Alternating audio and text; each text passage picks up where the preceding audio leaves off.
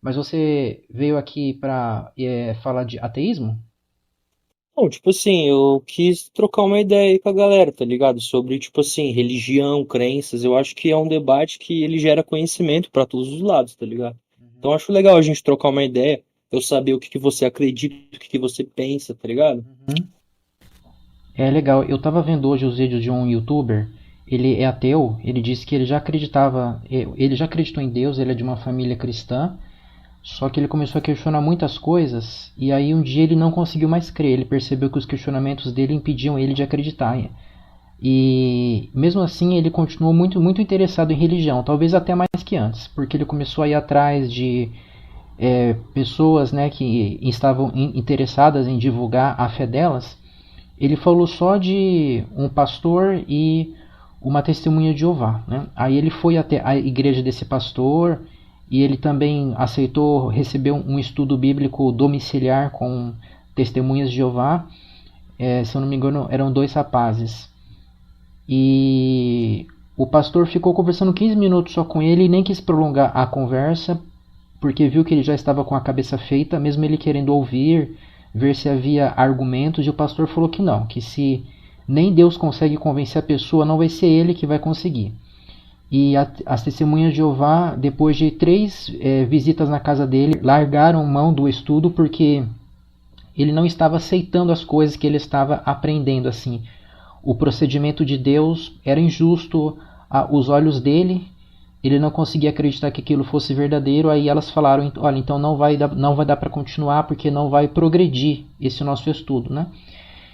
E foi isso. Eu achei bem legal, assim, eu conheci hoje o canal dele, comecei a ver os vídeos, é um canalzinho bem pequeno, né, mas eu achei bem diferente a abordagem dele. Tem outros ateus que fazem coisas parecidas, só que são ateus assim, mais, como eu posso falar? Radicais? São mais belicosos, são mais agressivos. Teve um ateu que foi lá no culto do Valdemiro Santiago e ficou bem perto dele enquanto ele estava fazendo supostas curas e ele foi desmascarar, mostrar que na verdade não havia curas. As pessoas eram selecionadas para subir o púlpito e quem realmente precisava, quem estava com, por exemplo, câncer terminal, quem estava com uma criancinha que andava de cadeira de rodas, que tinha vários problemas físicos, motores, mentais, só recebia ali a imposição de mãos, se muito, alguns nem conseguiam chegar perto dele, eram pessoas que ficavam assim, preteridas pelos obreiros na hora de organizar a fila ali de quem ia receber a bênção do apóstolo. Essas pessoas saíam de lá frustradas. Foi bem legal ver isso. Foi um vídeo assim bem longo. O cara foi bem corajoso até de fazer isso, porque ele poderia ser reconhecido. Ele já tinha um canal grande, né? Mas enfim, eu curto todos os estilos. Assim, eu gosto de ouvir gente de variados estilos, variadas crenças, descrenças. Entendo. Mas, tipo assim, o que que você acredita? O que que você crê? Olha, eu tenho uma filosofia racionalista, tá? O racionalismo, não sei se você é aprofundado em filosofia. Platão fala bastante. Oi? Platão fala bastante sobre a razão, né? Eu sou da linha do Platão no que diz respeito à epistemologia. Eu acredito que o conhecimento vem mediante ideias verdadeiras, exatas, e essas ideias independem da experiência sensorial. Significa que são ideias verdadeiras em si mesmas. Elas se mostram como irresistíveis. Uma vez que você apreende o conceito, você o adota, porque você sabe que ele espelha o real, não é uma mera construção casual da sua mente, não é uma imaginação, uma teoria ou algo parecido. Teoria, assim, no sentido vulgar, de uma hipótese, mas realmente é uma descrição exata do ser. E quando Sim, você sim. compreende essa ideia, a partir dela você vai construir a sua visão de mundo de forma integral. E todo ser humano possui dentro de si esse conceito primitivo, primitivo assim, no sentido de ser primordial, como se fosse o chão a partir do qual ele vai construir o seu edifício intelectual, que é a ideia da verdade mesma. A verdade enquanto essa ideia absoluta, no sentido de ser inegável, irrefutável sob qualquer ângulo, porque para você formular qualquer ideia, você já vai ter que pressupor que a verdade existe de alguma forma. Então toda pessoa que dialoga, que reflete, que cria qualquer tipo de ideia, ela já está pressupondo que existe algo de real, no sentido assim de ser algo de sólido, algo que está presente em algum sentido. Mas, tipo assim, só uma dúvida, pra gente não perder. Tipo assim, a pessoa que ela tá criando uma ideia, criando um ideal, como você disse, assim, ela, você falou que ela tá meio que pressupondo uma verdade, certo? Mas, tipo assim, não é o contrário, não é, por exemplo, a pessoa tá tentando descobrir o que é a verdade? Tá, vamos pegar o exemplo desse rapaz que eu falei. Porque apesar dele se dizer um ateu de cabeça feita, ele quer ouvir realmente as pessoas, ele de certo modo está buscando a verdade. Tanto é que ele não conhecia as doutrinas que ele foi atrás. Assim, ele não é uma pessoa aprofundada em teologia, filosofia. Então ele tem uma sede realmente de conhecer algo. E vamos pensar nesse rapaz. Para que ele se coloque nessa atividade de refletir, de buscar as coisas, ele já vai ter que pressupor que existe a possibilidade de conhecer alguma coisa. O simples fato de ele pensar assim, olha, eu quero conhecer a verdade, então ele já acredita pelo menos que existe uma possibilidade de verdade. Se ele não acreditasse em nada, a mente dele não conseguiria nem trabalhar. A mente precisa de algum pressuposto para ela conseguir se mover em alguma direção. É, entendo, tipo, realmente faz sentido, até até aplicado para nossas vidas, para as nossas vidas, assim, mas, tipo, é, pelo menos assim, falando por mim, mano. Quando eu questiono, é porque assim, eu fui 18 anos cristão, tá ligado? Eu sou um ex-cristão fervorente aí. Mas, tipo assim, e eu não sabia se era verdade ou não. O ponto é que o meu conhecimento em história e em filosofia acarretou pra eu é, deixar de acreditar naquilo, tá ligado? Então, tipo assim, beleza, eu tive um pressuposto do que era uma verdade. Mas no fundo eu não sabia, tá ligado? Tipo, e até hoje eu não sei, mano. Sinceramente, tô tentando descobrir. Até porque eu sou agnóstico, eu não sou nem ateu, tá ligado?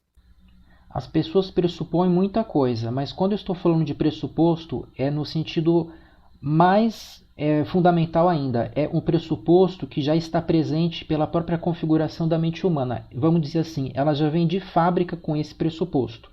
A ideia da verdade, nesse sentido que eu coloquei, a ideia de que existe uma descrição correta da realidade, que existe algo no qual nós podemos nos apegar intelectualmente falando, que as nossas palavras não são meras palavras, mas elas podem descrever alguma coisa verdadeira que independe da nossa vontade, do nosso sentimento, mas é algo que está fora desse eu finito que está pensando. Essa ideia primordial, ela é necessária para que você fundamente qualquer tese, até mesmo a tese do ateísmo ou a tese do agnosticismo. A pessoa que afirma assim, olha, eu não sei se existe um Deus. Olha o que essa pessoa está dizendo. Ela está pressupondo, em primeiro lugar, que ela existe. Ela está pressupondo que é possível conhecer alguma coisa. E ela está afirmando como uma conclusão que ela não sabe se existe um Deus. Mas para ela saber disso, que ela ignora esse fato, ela tem que saber que existe um método de conhecimento e que esse método não é capaz de nos levar a Deus. Ela já raciocinou para chegar nessa conclusão. Então, a mente humana ela sempre vai trabalhar a partir de algum princípio, ainda que esteja implícito, escondido, que ela não perceba. Os filósofos que afirmam que a verdade não existe, ou que a verdade é relativa, ou que a verdade é uma coisa meramente humana, eles estão sendo contraditórios, eles estão se autocontradizendo. Por quê? Eles estão afirmando, é verdadeiro que a verdade não existe. Quando eles estão afirmando que a verdade não existe, eles estão dizendo algo que eles consideram verdadeiro, não é uma mera frase solta no ar. Eles estão exprimindo algo que eles consideram um fato. Quando eles falam que a verdade é relativa, no sentido de que a verdade depende de cada indivíduo, eles estão dizendo que é absolutamente verdadeiro que a verdade é relativa. É como se eles estivessem quebrando a própria regra deles. Eles acreditam que eles têm a verdade absoluta, que seria esse fato de que a verdade depende de cada indivíduo. Mas se a verdade dependesse de cada indivíduo, o próprio filósofo não poderia afirmar a sua tese como algo certo, seguro. ele só poderia dizer assim, ó, na minha ideia a verdade é relativa. Mas quando ele está afirmando, ele está fazendo um juízo de fato sobre isso, então ele já está absolutizando essa ideia que ele afirma ser relativa, mas no fundo ele sabe que não é. É tipo um estrangeiro que tenta esconder o sotaque dele, mas não consegue. E quando ele fala que a verdade não é racional, alguns filósofos falam, né, que a verdade ela não é algo racional, que a razão seria um mero instrumento humano, moldado pelo processo evolutivo, e que a razão não é algo que está no mundo, mas seria uma mera construção teórica. Ele também está se contradizendo, porque a verdade, quando você fala dela, você já está afirmando um conceito racional sobre a verdade. Você está exprimindo esse conceito para terceiros quando você se comunica com eles. Então, quando você diz que a verdade não é racional, você está usando essa capacidade da razão, do raciocínio, para contrariar a própria capacidade do raciocínio de expressar a verdade. Então, assim, é aquela história, você está usando o oxigênio para respirar, para você conseguir afirmar que não existe oxigênio, sabe? Seria uma analogia de como é incoerente essa postura, de você negar a verdade absoluta racional. Esse conceito, ele é o pressuposto de qualquer tese que você possa construir.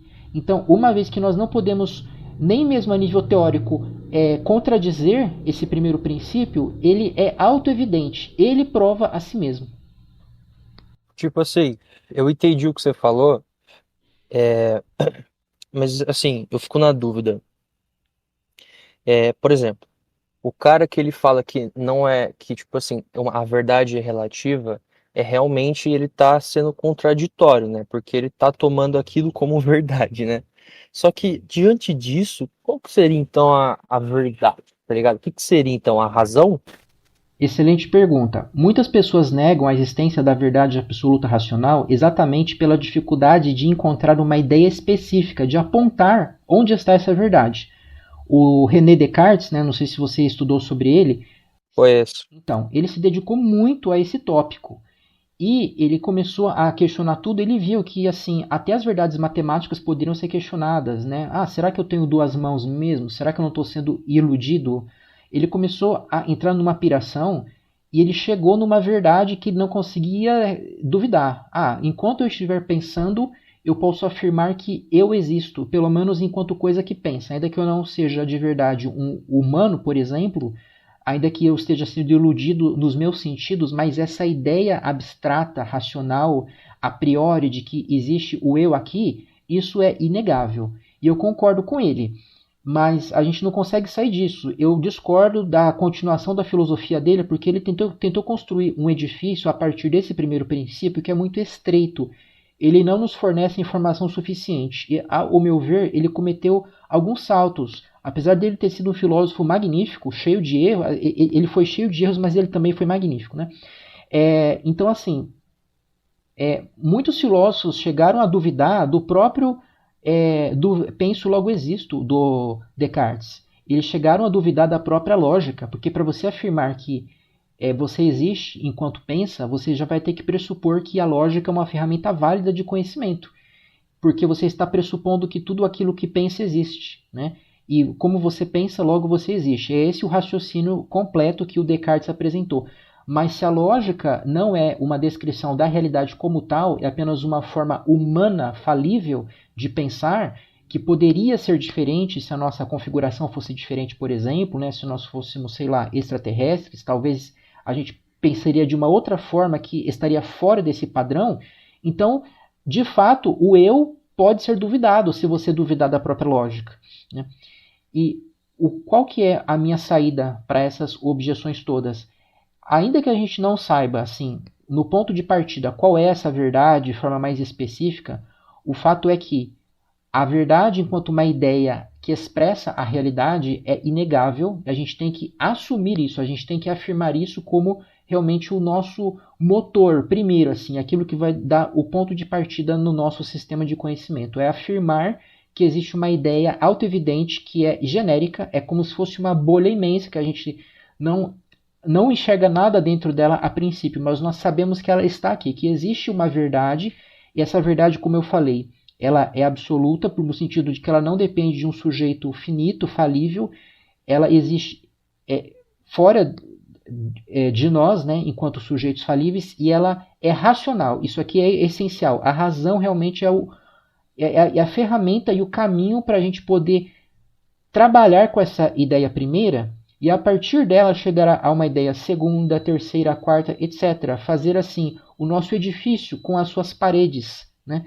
E assim a gente vai construir uma visão de mundo confiável, que está fora desses sistemas mitológicos, como esse que você acreditou, né? Você chegou a questionar, você abandonou aquele sistema porque ele é questionável muito, ele pressupõe um monte de coisas que não tem uma fundamentação. As pessoas não param para questionar e quando param, elas se incomodam a um tal ponto que elas resolvem abafar isso dentro de si e Ou elas se rebelam, entendeu? exatamente, elas se rebelam.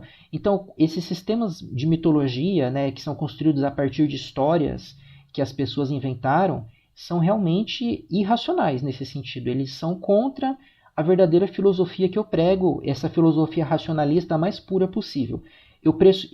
Eu admito que existe a verdade, que ela é absoluta, que ela é racional, e a partir disso eu chego na existência da coisa que pensa. Porque para que a verdade exista, tem que haver algo que reflete a verdade. A verdade é uma ideia, né? A ideia depende de alguma mente que a contenha.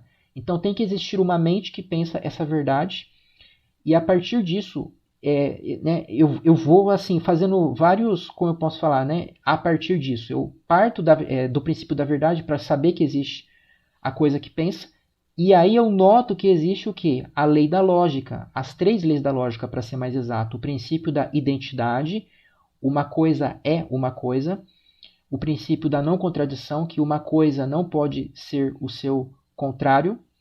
E o terceiro excluído, que ou uma coisa é ou não é. Não existe uma alternativa entre o ser e o não ser. Esses três princípios abstratos, a priorísticos, absolutos da lógica, são como se fossem os três lados da pirâmide. A realidade é como se fosse essa pirâmide. Tudo aquilo que pode ser, em qualquer sentido, tem que estar conformado a essas três leis da lógica. Se você tentar bolar alguma hipótese para dizer que alguma coisa pode existir fora da lógica aristotélica, você vai ter que pressupor a lógica aristotélica para conseguir formar um argumento contra a absolutez da lógica aristotélica. E aí, novamente, nós caímos naquela contradição, porque qualquer coisa que existir, ela tem que ter um conceito. Você vai ter que definir essa coisa. Então, ela vai ter que obedecer ao princípio da identidade. Ela não pode se confundir com o seu contrário. Qualquer coisa que você pensar tem que ter uma coerência, tem que ter uma estabilidade. E essa coisa que você pensar, ela tem que ser ou não ser. Ela não pode estar em uma terceira categoria. Eu posso pensar, por exemplo, em um elefante. O elefante, eu posso pensar nele como um ser concreto que está no mundo, ou um elefante imaginário apenas, que não é um elefante específico, né? Não tem como o elefante estar em uma terceira categoria. Então, ou ele é ou ele não é, né? Então, assim, essas três leis da lógica aristotélica derivam do princípio da verdade, esses princípios estão embutidos na própria ideia da verdade, e são esses princípios que me levaram, inclusive, a reconhecer a existência do eu, né? O eu existe, eu reconheço isso no momento que eu reconheço a existência da verdade. Isso é como se fosse dois lados da mesma moeda, né? Só que eu sei que essa verdade não pode depender de mim. Ela não é uma ideia que eu criei pelo fato que eu afirmei. Ela é absoluta. Ela tem que existir mesmo que eu desapareça, por exemplo. E ela tinha que existir antes do meu nascimento, né? Eu sei que eu sou finito, porque eu ignoro muitas coisas, eu tenho desejos que eu não consigo concretizar, tanto é que eu preciso filosofar. Se eu soubesse de tudo, se eu fosse um ser que tem tudo dentro de si, eu não precisaria pensar para conhecer, eu simplesmente seria um ser autossuficiente. Mas como eu sou um ser finito que está em busca de outras coisas, ainda que no nível meramente intelectual, eu reconheço que eu não sou o absoluto. E, portanto, a verdade não depende de mim especificamente. E como eu sei que as três leis da lógica aristotélica são absolutas, elas também não dependem de mim. Elas são a forma do real, no mais amplo sentido. E aí eu chego no impasse, porque as leis da lógica aristotélica são o modo do pensamento. E ao mesmo tempo o modo como a realidade é. elas são assim como que o padrão da realidade, a estrutura dessa realidade. E Eu vou estudar um pouco mais sobre Aristóteles. Uhum. Fiquei intrigado. É. Mas continue, perdão. Então, como essas três leis são um padrão, elas são abstratas, né? Porque o padrão não é algo visível, não é algo tangível, não é algo perceptível sensorialmente. O padrão é algo que existe no sentido ideal, né? Ora, aquilo que existe no sentido ideal só pode subsistir em alguma mente que o perceba, que o abstraia, né? E Penso logo exista. Literalmente, né? sim, o penso logo existo é a aplicação da lógica aristotélica a partir do momento que eu reconheço que a verdade existe. Para que a verdade exista, tem que haver um sujeito que reflete essa verdade. Portanto, eu sei que existe algo pensando, né? Só que essa coisa que pensa sobre a verdade, nesse momento, não pode ser o sustentáculo da verdade, não pode ser a mente que sustenta a verdade de forma perene, porque eu tive um início e eu posso ter um fim um dia, e eu sou um ser finito. E, portanto, a verdade tem que existir fora de mim em alguma outra mente. Sendo assim, o meu pensamento é o seguinte: uma vez que a verdade é absoluta e é impossível que ela não exista, assim como as três leis da lógica aristotélica, elas são realmente o pressuposto para que qualquer coisa exista, porque elas são a forma, o formato de qualquer objeto no nível abstrato, elas são a condição de possibilidade de qualquer coisa. E uma vez que as três leis da lógica aristotélica são algo que existe no plano ideal, então existe alguma mente que sustenta eternamente a verdade e, por consequência, a lógica aristotélica. Tem que haver uma mente fora da minha que não teve princípio, que não terá fim, e uma mente infinita, absoluta e perfeita. É esse o meu pensamento. E assim eu concluo, e Deus existe. Então, a partir desse fato que você falou de Aristóteles, tipo assim, me vem o questionamento, tipo assim, então a verdade, ela só existe porque a consciência permite isso. Por exemplo, em um mundo onde não tem mais consciência, a verdade ainda vai existir? Eu estou apresentando um sistema filosófico que vai tentar encontrar o fundamento das coisas, tá? Então, a gente tem que tomar cuidado quando a gente está filosofando de não pegar exemplos que a gente já está acostumado no plano ordinário, no plano vulgar, para tentar bolar uma hipótese filosófica em cima disso. Por quê? Quando você pega um fato ordinário do mundo, sem querer, você pode estar pressupondo alguma coisa que está contradizendo toda essa construção que eu apresentei. E aí vai ter um problema, por quê? Olha só, eu parti do primeiro princípio da verdade, depois eu cheguei na coisa que pensa, depois as três leis da lógica aristotélica e, por fim, a mente suprema ou Deus. Quando você fala assim, mas se não existisse nenhuma consciência no mundo, essa hipótese já está pressupondo que é possível que a realidade exista fora de qualquer consciência. Nesse cenário que eu apresentei, não é possível que exista o mundo fora de alguma consciência. Sempre existe alguma consciência sustentando as coisas. Então, só que, tipo assim, é porque, por exemplo, o ser humano, em teoria, ele foi. é, ele nasceu, ele foi descoberto o primeiro registro histórico humano é há 200 mil anos. Acho que é essa a métrica. E, tipo assim, o mundo, ele já existia muito. O mundo e o universo existia muito antes do ser humano existir, que a gente comprova isso. Então, tipo assim, qual que é a consciência que está sustentando isso? Porque, por exemplo, não tem nenhuma consciência, ao meu ver, tipo, sem humano, sem consciência. Tô partindo desse pressuposto. E, tipo assim, como o mundo já existia antes do ser humano, então, tá ligado? Que consciência é essa? Seria Deus, no caso? Em primeiro lugar, os cientistas já chegaram à conclusão de que existem evidências muito fortes de consciência em mamíferos, aves, polvos e muito provavelmente peixes e insetos também. Mas isso não afeta tanto assim o seu argumento porque todos esses animais tiveram início, assim como o ser humano, que é uma espécie de animal também. Mas enfim, vamos substituir o que você falou com respeito a humanos, vamos colocar animais. Sim, os animais todos tiveram princípios, só que a gente sabe disso mediante o quê? A crença de que os nossos sentidos são confiáveis, de que a nossa memória é confiável, que existe uma regularidade nos fenômenos da natureza, que a nossa mente consegue desvendar o passado. Olha o tanto de coisa que o cientista tem que pressupor para ele conseguir trabalhar, porque para ele conseguir falar que os seres humanos tiveram início há tantas centenas de milhares de anos e a vida na Terra começou há tantos milhões de anos, ele depende dessas ideias primeiras, que são ideias filosóficas e até metafísicas. A crença de que a memória é confiável, por exemplo. Como que você sabe que o universo não foi criado há apenas alguns minutos, com a aparência de ser antigo, que as suas memórias todas não são falsas, sabe?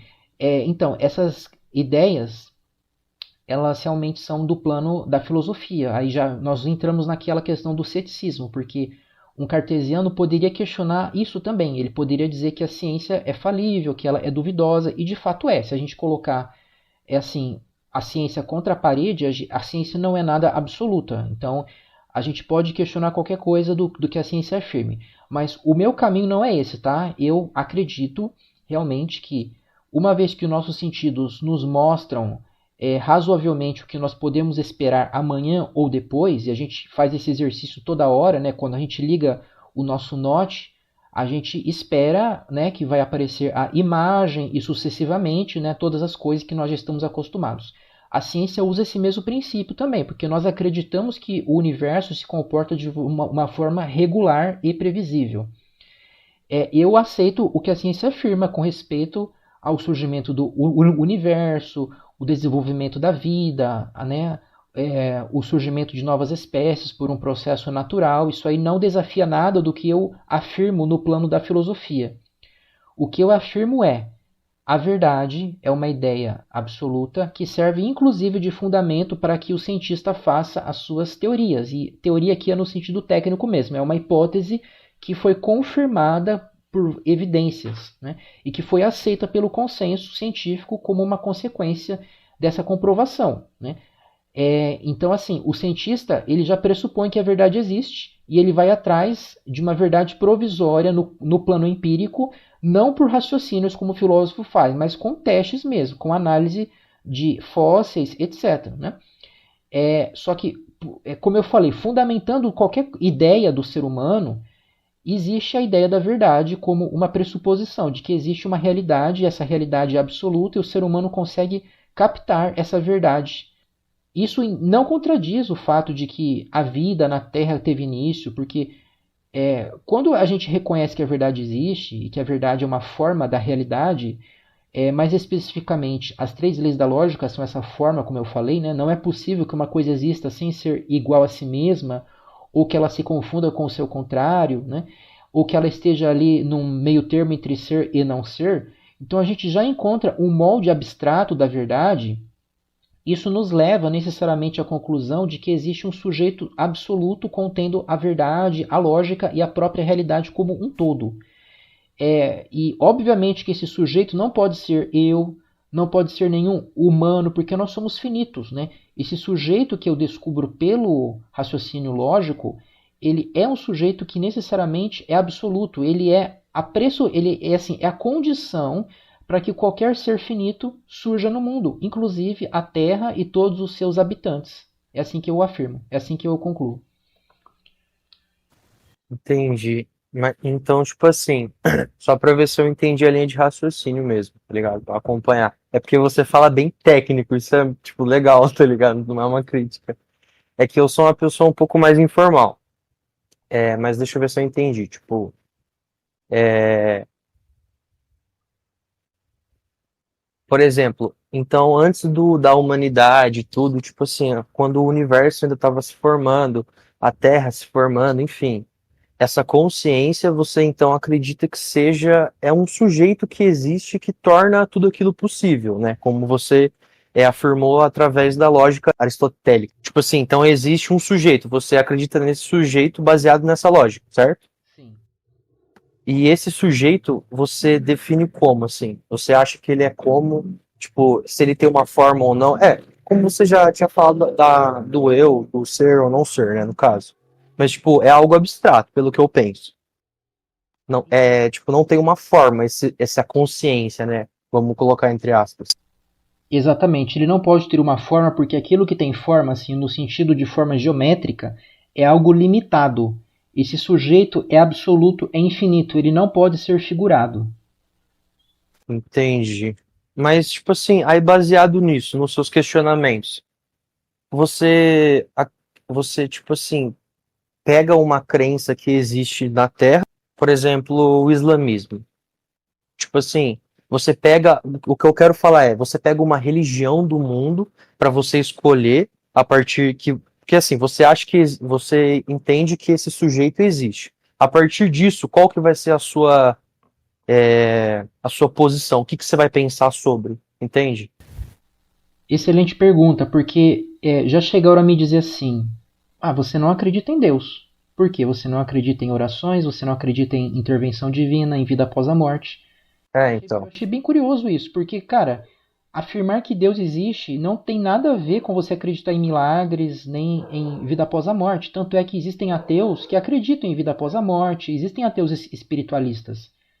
Até mesmo ateus que acreditam em comunicação entre mortos e vivos, em psicografia, esse tipo de coisa. Reencarnação. O meu caminho, como eu falei, ele é racional. Eu vou até onde a razão me mostra. Existem coisas que eu não sei, eu deixo realmente no plano da especulação. Os filósofos que eu mais admiro, que são Descartes e Berkeley, eles acreditavam firmemente na vida após a morte. Eles afirmavam que uma vez que nós não somos o corpo, o desfazimento do corpo não leva ao desfazimento do eu. Bem, de certo modo eu concordo que não existe uma relação lógica, porque eu não cheguei nesse ponto, né? Eu não falei sobre a minha ontologia, eu falei só sobre a metafísica, que é a estrutura da realidade. A ontologia é realmente o estudo das qualidades do ser, né? Mas uma vez que nós estamos dentro de um sujeito supremo, de uma mente, tudo é ideia. Então não existe matéria no universo, tudo existe dentro de alguma mente. E as nossas percepções todas, visuais, táteis, auditivas, sonoras, tudo o que nós captamos, em algum sentido, é mental, ainda que nos afete de forma bem firme e regular, contra a nossa vontade, mas tudo existe no sentido de ser ideia, essas coisas perceptíveis sensorialmente. Elas não têm um ser objetivo, mas um ser subjetivo. Elas não têm existência própria, mas a existência delas deriva sempre de alguma mente que lhes sirva de pano de fundo. E o nosso corpo, ele mesmo é feito de ideias, ideias muito constantes, impressas em nós continuamente, e nós estamos acostumados a nos identificar com esse conjunto de percepções. Só que, olha só, a gente sabe que quando o nosso cérebro é afetado, a nossa mente sofre uma afetação. A gente nota isso rotineiramente.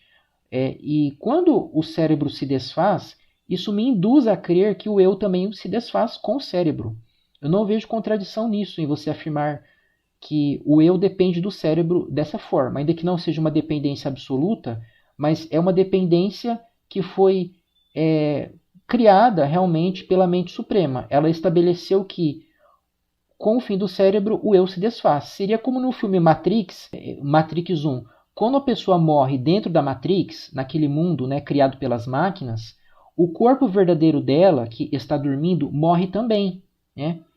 Poderia não ser assim. Poderia ser que com a morte do personagem, a pessoa despertasse ou ela continuasse dormindo. Né? Eu acho que no Avatar é assim, né? No Avatar ali, quando o Avatar morre, lá no filme, a pessoa verdadeira não morre, né? Mas, enfim, eu não sei realmente a resposta dessa questão, mas é um raciocínio indutivo, é um raciocínio que vem da experiência sensível, que é uma generalização a partir das coisas que eu observei, e essa generalização pode estar errada, mas eu acho que não. Eu acho que o fim realmente do cérebro, o desligamento da atividade cerebral, nos mostra que a própria mente, esse eu pensante, se dilui na mente suprema, assim como a onda se mescla com o mar do qual ela se originou. Só estou te dando um exemplo, o Zero Lei, porque essa questão é muito candente, né? Ela é muito ardente quando você pensa sobre Deus, sobre religião. Né? e mostra como que eu não dou um passo além da perna. Eu realmente não afirmo coisas como as religiões em geral afirmam, né? Questão de milagres. Eu estava falando numa live de um ateu esses dias, ele estava perguntando assim, quem pode me mostrar algum milagre, alguma prova do sobrenatural, né? Aí eu coloquei por escrito algumas coisas que eu gostaria que ele comentasse. Ele não conhecia alguma das coisas que eu citei, supostos milagres, né? Tem coisas realmente de explicação assim, se não impossível, é extremamente difícil, né? E ele ficou de dar uma resposta depois. Mas eu não afirmo realmente que existe ou que não existe, eu deixo, né, na prateleira. E eu afirmo pelo menos a possibilidade. É possível realmente que essas coisas existam, né? Mas eu não posso dizer, é assim. E quando eu chego nesse ponto, eu não me diferencio em nada dos agnósticos, né? Eu realmente me mantenho numa posição em que eu sou muito similar aos céticos em geral. Eu me considero cético, né? Ainda que não seja uma pessoa que duvida da existência de um ser supremo, mas esse ser supremo não tem um papel de pai, nem mesmo de legislador, no sentido de ser alguém que vai meditar mandamentos específicos, você tem que fazer isso, você não tem que fazer aquilo, não. Eu vou usar a minha razão, a minha capacidade, que é oriunda desse ser supremo, e a partir dela eu vou construir a minha vida, vou tomar as minhas decisões, pensando que a minha ação gera uma reação. Eu sou um ser autoconsciente e o raciocínio indutivo me mostra que existem outros seres iguais a mim. A exemplo de você.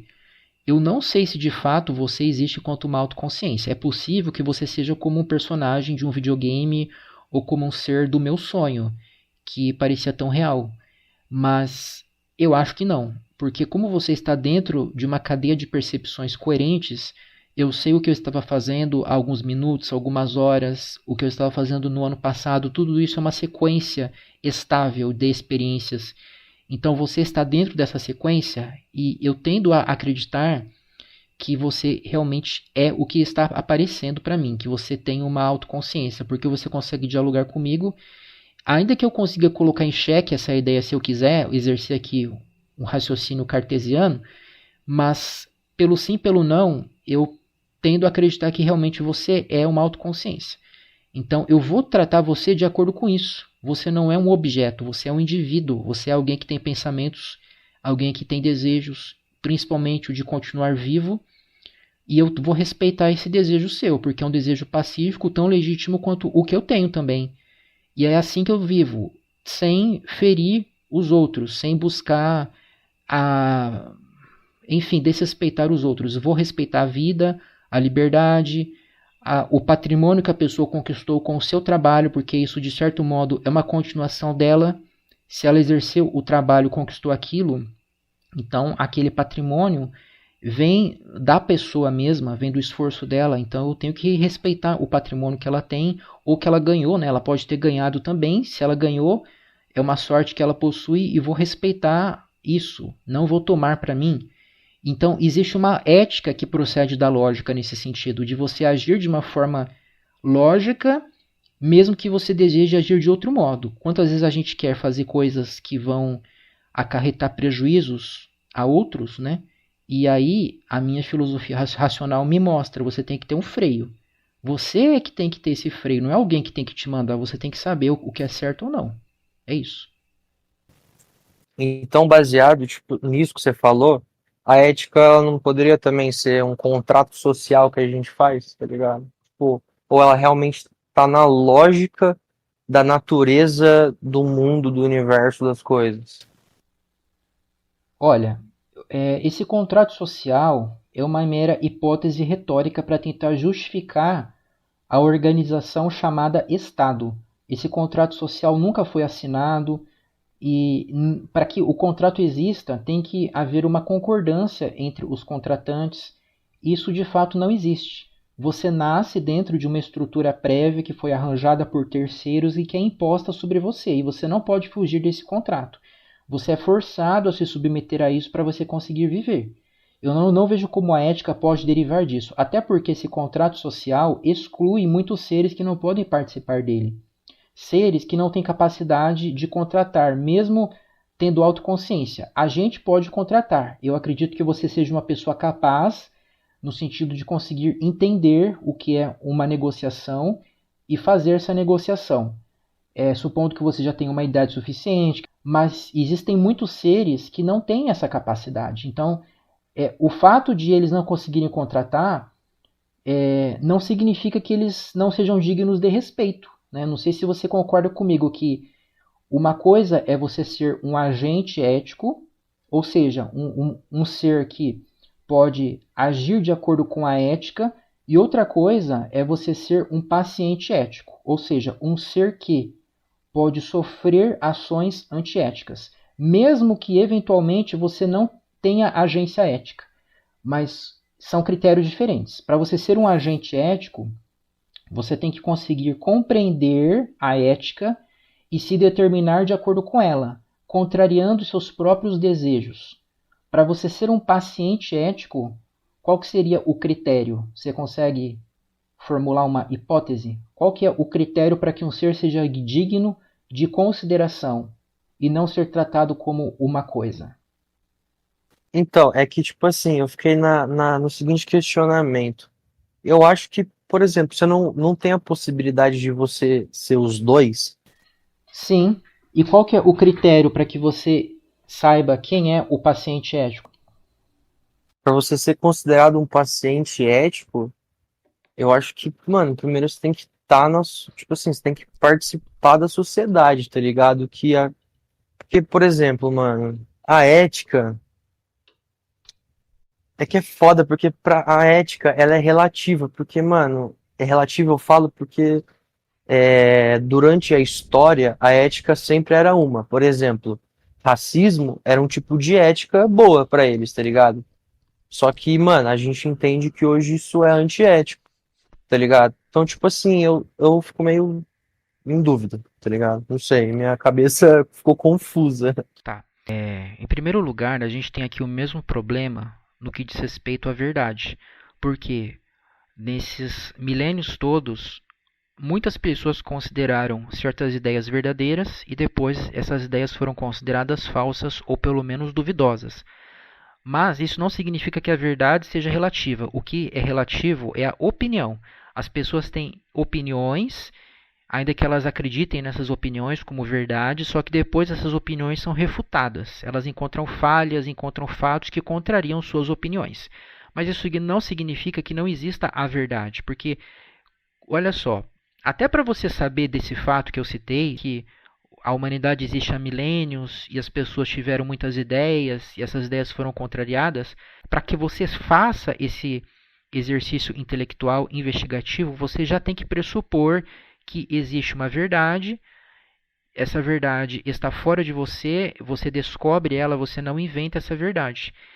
A sua mente é capaz disso, e aí a partir desse primeiro princípio você vai investigar, você vai ler sites de história, você vai assistir documentários, acreditando que os seus sentidos são confiáveis e que aquilo que está ali na tela é verdadeiro.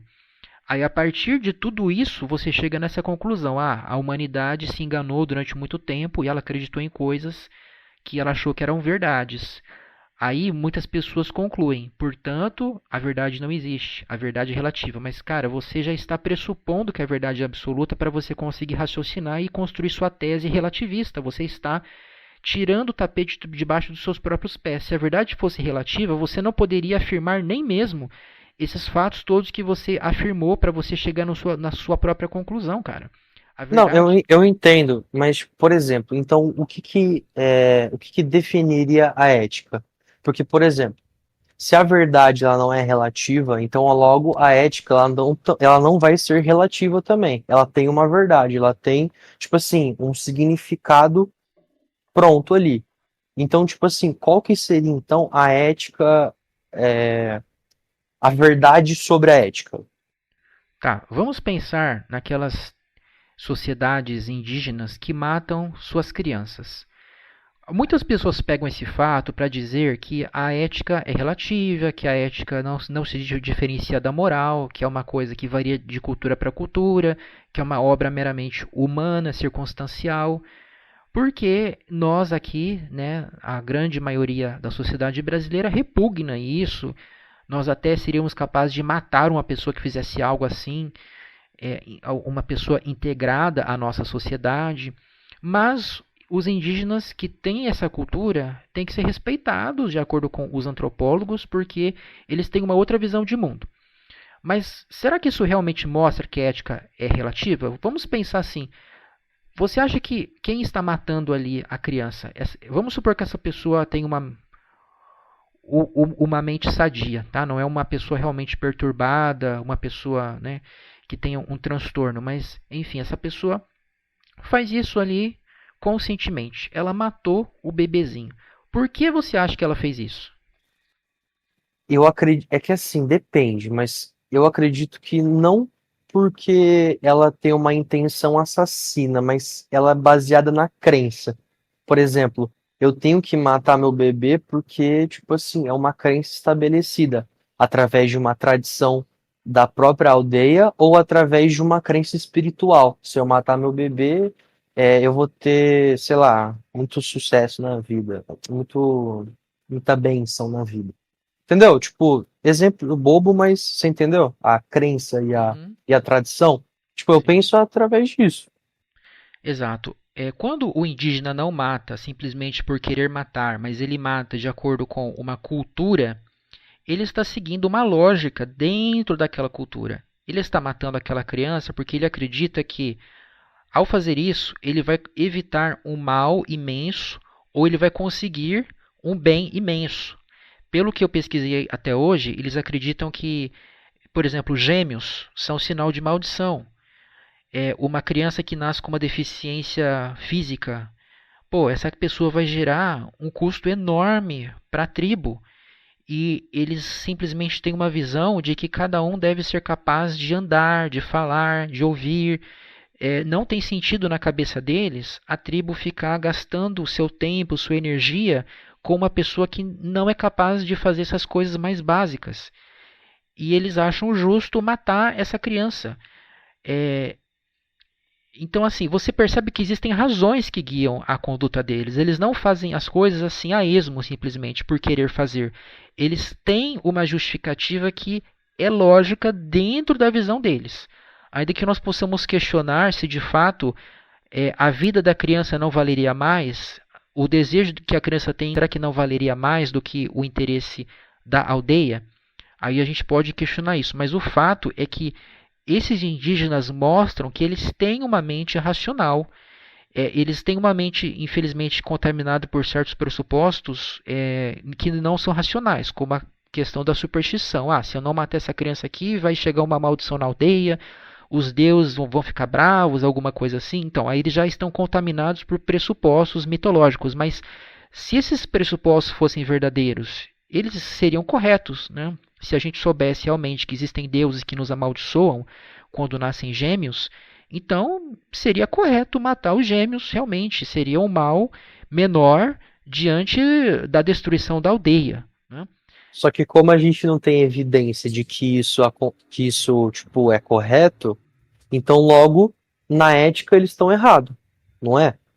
Sim, aí é que tá. A ética, ela tem que ser refinada continuamente. Às vezes a gente acha que está agindo de uma forma ética porque nós temos pressupostos que são falsos e que levam a uma conclusão. E quando a gente descobre que esses pressupostos são falsos, a gente tem que mudar o nosso comportamento. Esse que é o desafio. A ética não pode ser reduzida a mandamentos como, por exemplo, não mate, não roube, não minta. Por quê? A gente não pode colocar uma fórmula matemática. O ser humano é um ser que está em um mundo sujeito a inúmeros fatores, a inúmeras condições, circunstâncias. E pode haver situações onde será correto você matar, roubar, mentir. Existem situações extremas em que você vai ter sim que tirar a vida de uma pessoa e você vai ter que pegar o bem dessa pessoa para evitar um mal imenso, um mal maior ainda do que a falta que esse bem vai fazer para essa pessoa. Então, esse é o desafio. Como que você vai calibrar, no caso concreto, a sua conduta? Então, a ética, ao meu ver, de certo modo nos coloca em uma angústia existencialistas falam muito sobre isso, né, que o ser humano está condenado à liberdade, ele sempre tem que escolher aquilo que ele será. Cada vez que ele age, ele está dando exemplo para a humanidade e está escolhendo aquilo que ele é. É mais ou menos por aí no que diz respeito à nossa conduta. A gente sempre tem essa escolha trágica para fazer e muitas vezes nós não vamos saber se realmente estamos sendo éticos, porque talvez seria melhor agir de uma outra forma que nós não sabemos. Mas isso não significa que nós podemos deixar a ética para lá, não. A gente tem que agir da forma que nos parece a mais racional, a mais correta possível. E é por isso que o contrato social não serve para isso, e eu quero voltar na sua resposta, Zé Rurê, porque no começo dela você falou algo que me incomodou. Você disse que você tem que estar integrado à sociedade. Então, mas existem seres que não podem se integrar à sociedade por absoluta inaptidão mental para isso. E você entende que esses seres não merecem respeito? A exemplo dos próprios bebezinhos. No caso, então, mas aí eu concordo com você, porque, por exemplo, o cachorro, ele não é um ser pensante. E a gente trata ele com o maior respeito. Não seria esse o exemplo? Olha, o que você entende por pensamento? Não seria uma atividade de você construir ideias? Assim, a consciência, tipo assim, não, na real não, porque assim, eu acho que o cachorro e os animais eles devem ter uma consciência, mas vamos lá, então racionalidade. Então, só porque um ser não é racional que a gente não deve desrespeitar ele, certo? Tá, eu teria problemas com isso porque eu entendo que muitos animais, incluindo cachorros, de certo modo têm racionalidade, mas eu vou conceder esse ponto para você. Vamos colocar aqui que somente o ser humano é racional, como Aristóteles falava, né?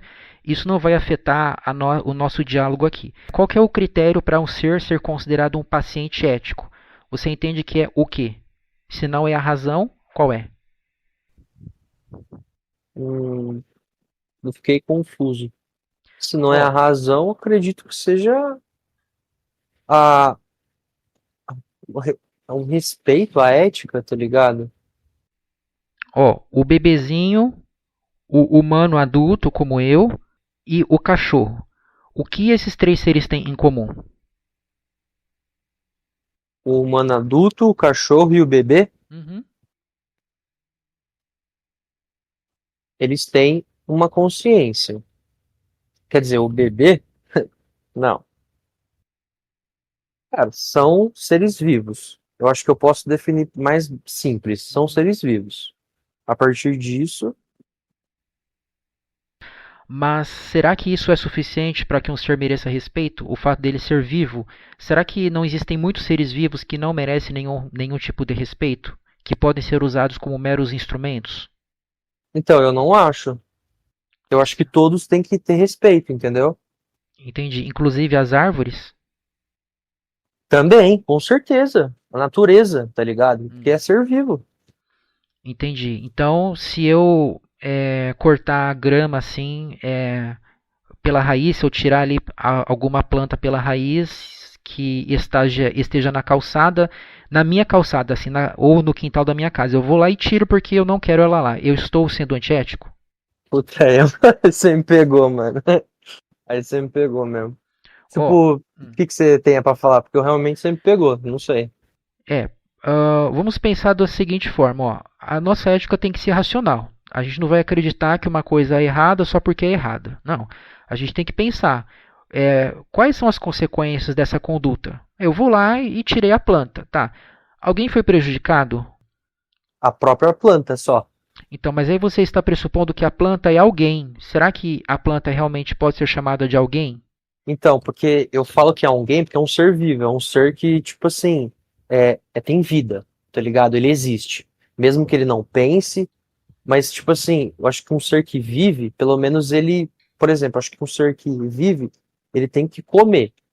Todo ser vivo, ele tem que comer para ele continuar vivo. Então, tipo, isso que define o que a existência dele, certo? Uhum, Então, tipo assim, ninguém tá sendo machucado, realmente. O único que tá sendo prejudicado é ele, porque ele vai morrer. Esse ser vivo vai morrer, entendeu? uhum. Tá. O prejuízo que o ser teve é não continuar vivo. Sim, Tá. basicamente. Você entende que o prejuízo pode existir mesmo que o ser não tenha nenhuma consciência? Cara, repete a pergunta, só pra eu... Um ser que não tem nenhum tipo de consciência pode ter um prejuízo? Um ser que não tem consciência pode ter algum prejuízo? Cara, não sei, velho. Porque, por exemplo, uma pessoa com uma deficiência que, tipo, é, tire a racionalidade dela, tire a consciência dela, ela vira realmente um vegetal, tá ligado? Tipo, e aí? Eu fico meio que nesse impasse. Não sei se deu pra entender. Eu estou abrindo o dicionário. Espera aí que eu vou pegar uma definição aqui. Agora que eu lembrei, você tinha perguntado se um ser é, é vegetal, basicamente, é um ser, tipo, por exemplo, a planta, ela sofre algum prejuízo. Tipo, não sei, porque, por exemplo, a pessoa com deficiência, que ela vira vegetal, se a gente matar ela, ela vai sentir a dor da morte, tipo, isso que eu fico, entendeu? Porque se ela sentir a dor, aí que já fica, tipo, mano, aí já é um prejuízo, entendeu? Se ela sente a dor. Eu não sei se a planta, quando ela tira a vida dela, ela sente a dor de não existir mais, tá ligado? Aí, agora que eu consegui formular o pensamento. Você desenvolveu, né, a sua tese. Você está ligando o prejuízo a uma sensação. Você acha que para que um ser possa ser prejudicado, ele tem que sentir as coisas? Entendeu? É mais ou menos isso, mano. Que, por exemplo, se eu tô matando alguém, essa pessoa ela tá sentindo dor e eu tô causando o quê? Um prejuízo para a saúde dela, para a existência dela. Então, tipo assim, se a planta meio que ela sente dor quando eu tiro ela da calçada, eu acho que eu tô causando um prejuízo para a saúde da planta, tá ligado? Não sei se faz sentido. Sim, faz todo sentido.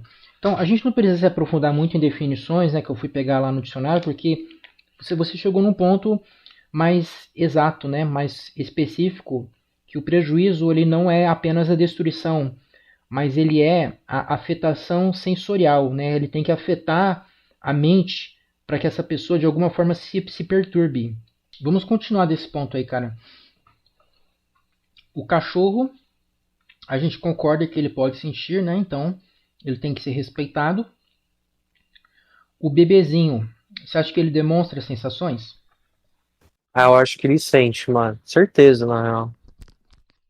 Certo. Tipo, assim, por exemplo, o feto na barriga, acho que não, tá ligado? Porque tá se formando. Mas depois que se formou, que tipo assim, sexto mês, hum, sétimo, oitavo, não sei, mano, acho que é sexto. Chuto um sexto mês. Beleza. É, a gente não precisa entrar nesses detalhes aí, né? Porque eu só queria saber se você considera que antes mesmo de nascer, ele já é um ser que tem a chamada paciência moral, né? Que ele é um ser digno de consideração ética. Sim, é. Considero isso mesmo que você falou, realmente. Paciência moral, mas eu prefiro falar paciência ética. Eu diferencio ética de moral porque moral costuma ser usado de uma forma para falar assim, aquilo que as pessoas acham que é bonito ou que é feio no que diz respeito ao comportamento. Eu uso ética porque a ética tem mais a ver com filosofia mesmo. É uma coisa que pode ser investigada racionalmente. Então, beleza. Nós concordamos com isso, tá? E é como eu falei para você, olha, tem a Declaração de Nova York, que foi assinada em abril de 2024 por um número imenso de especialistas de várias áreas, da filosofia, da biologia, etc., pessoas que trabalham com animais, que estudam o assunto. E essas pessoas afirmaram que polvos, peixes, insetos, mamíferos, aves têm um aparato neuronal e esses seres possuem algum tipo de sistema nervoso central que é conformado pelo encéfalo e pela medula espinhal. São os órgãos que possibilitam as percepções, que possibilitam algum tipo de consciência. e, portanto, nós devemos pensar ao agir com respeito a esses seres. A gente tem que pensar nas consequências que esses seres sofrerão com as nossas atitudes. Tá? Você, pelo que eu estou vendo, aquilo que a gente pensou até agora leva a essa mesma conclusão que esses especialistas, né? Uma vez que esses animais todos que possuem um sistema nervoso central são indivíduos, eles sentem, então eles merecem respeito, concorda? Concordo. Ok. Só que, como eu falei, muitas vezes nós vamos ter que agir de uma forma que é aparentemente antiética, porque diante do caso concreto nós podemos ter uma necessidade para preservar nossa vida, o nosso bem-estar, a nossa saúde. Às vezes nós vamos ter que cometer atos que são indesejados, né? Tipo, matar uma vaca pra comer?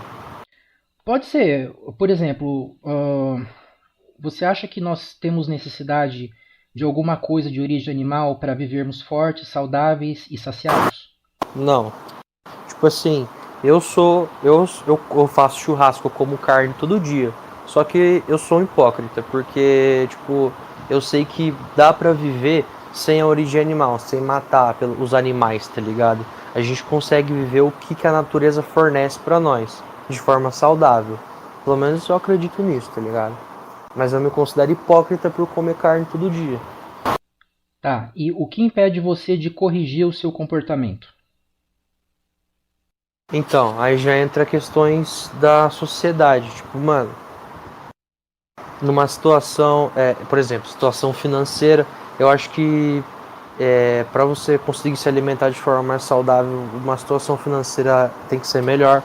Mas eu entendo que dá pra plantar. Tipo assim, se eu me esforçar, eu sei que se eu me esforçar, eu consigo, tá ligado? Tipo, não preciso ficar dando desculpinhas. Tipo, barreiras existem, mas não é impossível. O problema é que eu sou preguiçoso, tá ligado? Tipo assim, eu tenho preguiça de criar uma vida vegetariana, tá ligado? Tipo, preguiça de eu ter que aprender a fazer coisas variadas com vegetais, com frutas, enfim, entendeu? Tipo, adquirir conhecimento para fazer. Tá, eu estava exatamente como você há alguns anos. E realmente, quando eu me dei conta de todos esses fatos que nós estamos abordando aqui, eu tive esse mesmo choque e reconheci que eu estava sendo hipócrita. E a minha transição levou mais de um ano de preparação psicológica, pesquisa, cálculos financeiros, etc., até que eu procurei uma nutricionista especializada em nutrição esportiva, já que eu gosto de academia, eu queria voltar para a academia e eu queria aproveitar também para mudar os hábitos alimentares. E eu consultei, na verdade, primeiramente duas nutricionistas esportivas, dois professores de educação física separadamente, e todos disseram que eu poderia me tornar vegano e voltar para a academia, e foi o que aconteceu. O que fez eu virar a chave foi procurar essa nutricionista na consulta mesmo, que ela montou a minha dieta de uma forma agradável ao meu paladar, e isso me gerou ganhos imensos. Depois, ao longo dos anos, conforme eu fui treinando, meus sentimentos musculares nunca foram melhores, a minha saúde ganhou brindes também. E realmente eu me arrependo muito de não ter feito isso antes. Então eu vou passar o link para você de um servidor aqui, de pessoas também que vão te ajudar, porque é importante a gente conhecer pessoas veganas, a gente saber para quem perguntar. Muitas vezes nós vamos ter dúvidas, nós vamos bater a cabeça e vamos aprender a fazer certas coisas. Eu sou uma negação na cozinha, mas eu aprendi a fazer a minha proteína texturizada de soja, que é extremamente fácil. É só seguir 3 passinhos ali, despeja água, deixa de molho, escoa, depois você ferve a água, joga dentro da PTS, deixa ali por um tempinho. O tempero você já compra ele pronto na mercearia, fica igualzinho carne. Ela vem com sabor de bacon, de picanha, e futuramente eu vou comprar de sabor calabresa, né? Então, é proteína texturizada de soja, que é mais nutritiva que as carnes no geral, né? e vem com o sabor do bicho morto, ao qual eu fiquei viciado, né? Então, não é só isso, são outras substituições, né? Mas a principal, assim, é a PTS, né? Então, é só um exemplo de como dá para fazer de uma forma fácil, mas pode dizer o que você ia falar. Tipo assim, então é que você é vegano, né? Sim. Há quanto tempo já?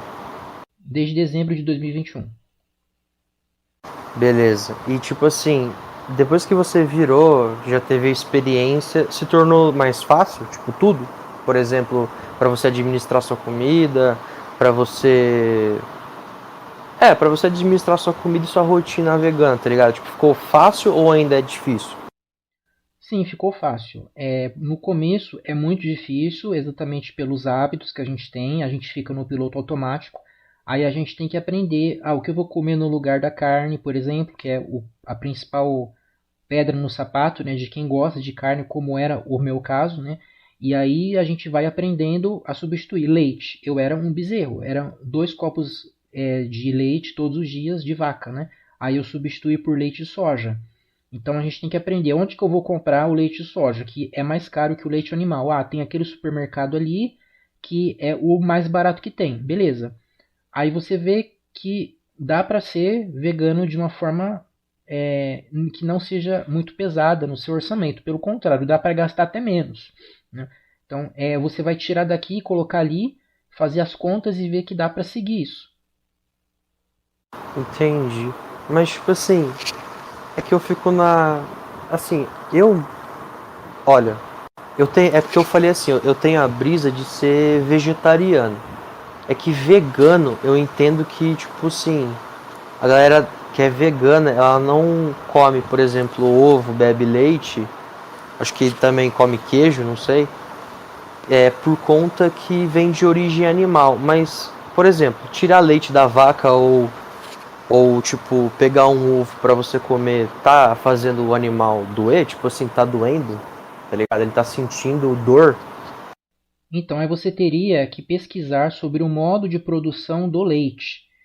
Eu tenho muitas fontes para te passar, fontes oficiais de sites que tratam do assunto da produção de leite, e eu tenho vídeos gravados por pessoas que trabalham nisso que mostram ali o que acontece com as vacas. As vacas, elas são abusadas sexualmente, porque para que ela produza o leite tem que acontecer o mesmo com as humanas, elas têm que serem engravidadas. Então, eles pegam o sêmen do boi, eles imobilizam a perna da vaca via de regra. Na grande maioria das vezes a vaca não gosta, então, assim, na verdade, ela fica. Quando ela não se incomoda é porque ela está num relacionamento abusivo, ela acha que vale a pena ela sofrer isso, mas normalmente a vaca procura fugir. Então eles colocam a vaca com as pernas imobilizadas, às vezes eles amarram as patas da vaca e eles enfiam a mão dentro do sistema reprodutor dela. Aí o bezerro nasce, a vaca é muito apegada ao seu filhote, o filhote é separado da mãe e ela fica chorando por dias a fio e o bezerro fica chorando também. E eles vão tirar o leite dela, né? Eles colocam numa máquina de sucção via de regra. É claro que tem os mais artesanais que vão usar a mão, né? Mas as grandes empresas de leite colocam as máquinas de sucção e a vaca fica ali escravizada, ela é forçada a ficar naquela situação com o leite sendo sugado. E eu não falei que a liberdade dela é restrita também para que ela possa ser hormonizada. Ela tem que ficar dentro ali do confinamento. Eles dão hormônio para ela ficar bem gorda. E depois da maior fase de produção dela, ela vai para uma casa de repouso para ficar sendo acariciada, cuidada, sendo bem alimentada. Não, desculpa, eu esqueci. Ela é assassinada para virar carne barata. Caraca, você falou de uma forma. E o filhotinho dela é assassinado logo cedo também. Se for macho, para virar carne cara, né, aquela carne bem molinha. Se for fêmea, vai ter o mesmo destino da mãe. Vai ser uma abusada sexualmente, vai ter a sua liberdade restrita, vai ficar tendo aquela máquina de sucção puxando as suas tetas, às vezes gerando pus, pode doer as tetas dela. Enfim, ela será assassinada, tá? Então, A indústria do leite é até mais cruel que a da carne, porque na da carne o boi é muitíssimo bem tratado durante toda a vida dele. Aí quando chega ali nos 2 anos, no máximo os 4 anos, ele é assassinado. Aí nos momentos finais, realmente ele sofre, porque ele sente o cheiro de sangue, ele percebe, né, o que vai acontecer. A vaca não, ela sofre assim durante toda a vida dela, ela é explorada. O ovo é uma coisa parecida também. Tem vídeos que mostram que as galinhas elas ficam se bicando, elas ficam estressadas e elas muitas vezes não são bem alimentadas. O fato de elas estarem sendo exploradas para a produção do ovo faz com que elas sejam tratadas como coisas mesmo. Elas ficam amontoadas muitas vezes. É claro que tem variados tipos de produção. Tem aqueles que criam a galinha ao ar livre, mas de uma forma ou de outra, ela vai sofrer também. E eu posso mostrar os vídeos dos caras falando sobre isso. Não, tipo assim, eu não discordo de você porque eu sei como o ser humano ele é sujo, tá ligado? Nessa indústria.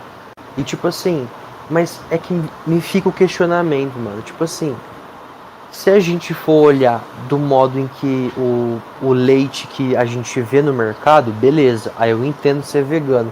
Mas, por exemplo, por exemplo, se eu tiver uma vaca e eu tratar ela bem pro caralho, e tipo assim, eu consigo de uma forma respeituosa consumir o leite dela, tratando ela respeitosamente, eu criando a vaca sem todo esse processo psicopata. Ou tipo assim, eu ainda vou ter que fazer alguma coisa para ela soltar aquele leite que vai ser desagradável para ela. É a mesma coisa que a cachorra. A cachorra tem que ficar prenha para produzir o leite, tá? Vamos pensar assim, se você quiser consumir leite de cachorra, será que seria ético isso? A princípio, sim, desde que você não prejudique a cachorra nem os filhotes. Mas a questão é o costume que isso vai gerar. Isso vai acabar criando um precedente. E aí você vai ficar acostumado com isso. Você gosta do leite, você vai querer continuar consumindo leite. Aí você vai acabar fazendo o quê? Uma produção de leite de cadela. Você vai acabar criando cadelas para essa finalidade. É assim que a pecuária começou. Alguém, por acaso, foi comer algum pedacinho da carne ali do boi, por exemplo, que foi morto por predadores, e sentiu o gosto, colocou ali no fogo, deixou num ponto mais ou menos, que não ficou nem queimado, não ficou nem mal passado, e a pessoa sentiu prazer. Ah, beleza. Aí ela foi atrás de outro boi que morreu por predadores. Aí, futuramente, alguém teve a ideia de capturar bois para criar, para fazer churrasco também. Então, assim, é uma questão de hábito. O Aristóteles tinha uma ética fundada na formação do caráter. Ele falava que as suas ações geram hábitos e os seus hábitos moldam o seu caráter. Então, quando você começa a fazer uma coisa e aquilo te dá prazer, isso vai acabar levando o quê? A um vício, né? Por isso que os veganos não consomem nem mesmo o leite que foi tirado ali da vaquinha, que não sofreu eventualmente, porque exatamente isso vai apontar para um caminho que eles não querem percorrer. Teve uma pessoa que me falou há cerca de um mês que ele foi em um sítio, acho que era da avó dele, era um lugar que ele costumava frequentar, e o mel caía naturalmente dos favos das abelhas, sabe? Era só chegar e pegar. Eu falei para ele, olha, eu não consumo o mel porque eu sei exatamente que ele vai me gerar um prazer e eu vou continuar querendo esse mel. Aí na cidade, onde que eu vou achar esse mel natural que cai quase que do céu na minha boca? Não tem. Eu vou ter que comprar de um apicultor que também explorou as abelhas. As abelhas são torturadas e mortas na produção industrial do mel. Tem vídeos mostrando isso também. Então, para não chegar a isso, eu não vou dar o primeiro passo nessa direção. Eu vou dizer não para qualquer exploração animal. É assim. Eu entendi, tipo. É foda porque até se você é vegetariano, pelo menos, por exemplo, se eu virasse vegetariano, eu ainda estaria sendo hipócrita se eu comesse o mel, tomasse o leite do mercado e, tipo, e os derivados, né? Tipo, realmente, mano, complicado. Me convenceu mesmo. Porque, cara, até pode não fazer, até pode não gerar dor, tá ligado? Mas, porra, eu vou querer tomar o leite de manhã todo dia, mano. Eu vou ter que então pegar da vaca todo dia a parada? Tipo, será que vai ser legal pra ela? Tem esse ponto, né? Sim, você substitui vacas por humanas, né? Ou vacas por cachorras, se você tem um apego muito grande por cachorras, né? Aí eu vou Sim, é. Muda a entidade, mas a ação é a mesma, entendi. Ainda que o ser humano tenha um valor muito superior ao dos outros animais, como Aristóteles dizia, os animais merecem um respeito mínimo, né? Então a gente não pode tratá-los como coisas. Então não afeta em nada a realidade, né? Se os humanos são superiores aos animais ou não. O fato é que os animais não são coisas, eles têm os seus desejos próprios e por isso têm que ser respeitados enquanto tais. Perfeito. Tipo assim, é isso, mano. Eu realmente gostaria de adotar essa vida. Eu tenho um amigo que a gente às vezes conversa disso esporadicamente. A gente tipo, fala assim, ou ele chega assim pra mim e fala, e aí, mano, quando que a gente vai virar vegetariano, vegano, enfim. Aí eu fico, mano, é verdade, velho. E aí? Tá ligado? A gente meio que se cobra, mas os dois também é hipócrita, né, mano? Porque a gente gosta de um churrasco com a galera, tá ligado? Então, tipo assim, muda até o âmbito social. Você virar vegano, você vai pra um churrasco, você vai ter que ou fazer suas paradas ou comer umas paradas, tipo, que realmente não é carne, tá ligado? Muda até o bagulho social, né? Eu sou filho de um baita churrasqueiro, eu sei do que você está falando. E o vegano consegue se dar bem no churrasco porque ele leva um espetinho de carne de soja, por exemplo, que é delicioso, é maravilhoso, sabe? E você leva sem falar do que é, você apenas pergunta, ó, vocês têm alguma alergia ou restrição alimentar? Porque aqui tem um ingrediente novo. As pessoas comem e elas juram que aquilo é carne. Isso é uma forma maravilhosa de mostrar o veganismo, né? Ainda que você não vá pregar o veganismo, eu não recomendo que ninguém vá falar de veganismo em churrasco, mas pelo menos leve uma opção para a pessoa saber como é a opção, sabe? E você pode fazer uma transição começando talvez por uma segunda sem carne apenas, aí você vai fazendo uma diminuição gradual em outros dias da carne. Você vai substituir o ovo por alguma outra coisa. O leite você pode substituir pelo leite de soja, por exemplo. Na Shopee você encontra, como eu falei, proteína texturizada de soja com variados sabores. E você vai ver que chega a ser sem graça, porque não é tão diferente assim. Você encontra coisas que tem aquele sabor que você já está acostumado, você chega a esquecer que você é vegano, sabe?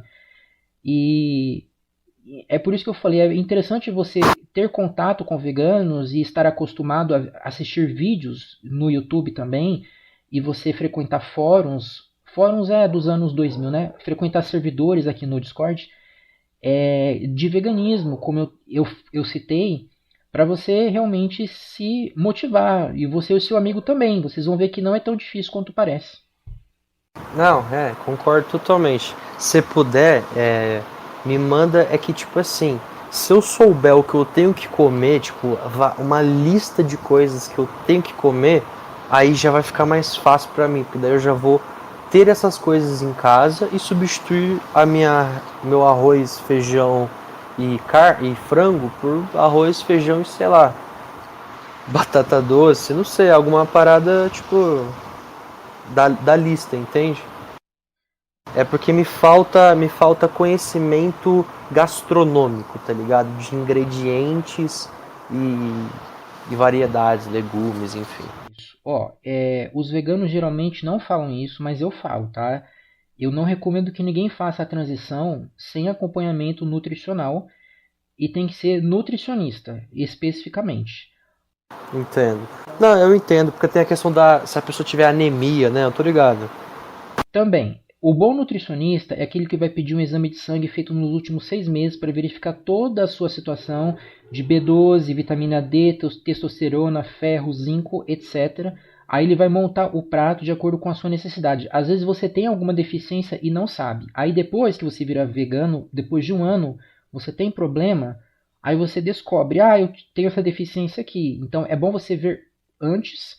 E independente de você ter deficiência ou não, é importante o nutricionista saber como que está a sua situação nutricional para ele poder montar o prato realmente, para que você se acostume, inclusive, né, para que você não estranhe, né? E é isso.